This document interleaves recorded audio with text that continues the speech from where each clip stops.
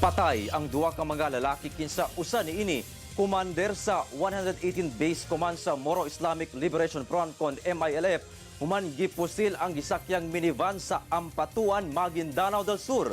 Ani ang report.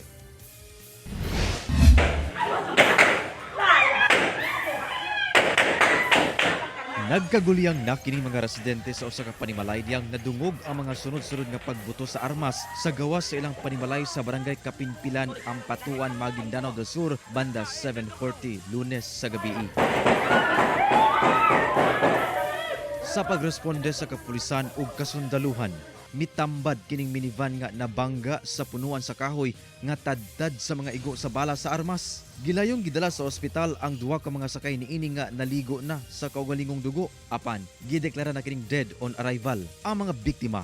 Giila sa kapulisan nga sila Hamsa Kindo alias Commander Tuwabak, 46 anyos kinsa Brigade Commander sa 1st Brigade sa 118th Base Command sa Moro Islamic Liberation Front kon MILF ug 44 anyos nga kaubanan niini nga si Muhammad Akub kinsa miyembro sab sa MILF. Matud sa Maguindanao del Sur Police Provincial Office, gikan matud pa ang mga biktima sa ilang kampo sa maong barangay yang nahitabo ang krimen. Lumalabas po sa initial na pagsisiyasat natin na yung pong sila commander ay galing po sa kanyang kampo doon din po sa Barangay Kapimpilan. Palabas sana papunta doon sa Sitio Bliss, paharap sa National Highway ng tambangan nito ng hindi pa kilala at hindi pa matukoy na bilang ng mga salarin na nagresulta nga ng pagkamatay nitong dalawa nating mga biktima. Na-recover sa crime scene ang duha ka long firearm, dented ammunition, ammunition box ug usa ka black magazine pouch. Blanco pa ang PNP sa motibo sa pagpamusil. Padayon pa ang hot pursuit operation sa PNP batok sa mga suspect.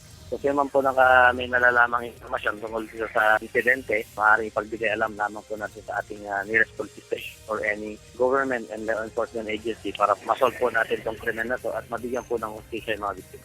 Ginasulayan pang makuha ng pahayag ang MILF ug ang kabanay sa mga biktima. Kauban si Gary Balantay ug Bong Vicencio, Efren Mamak.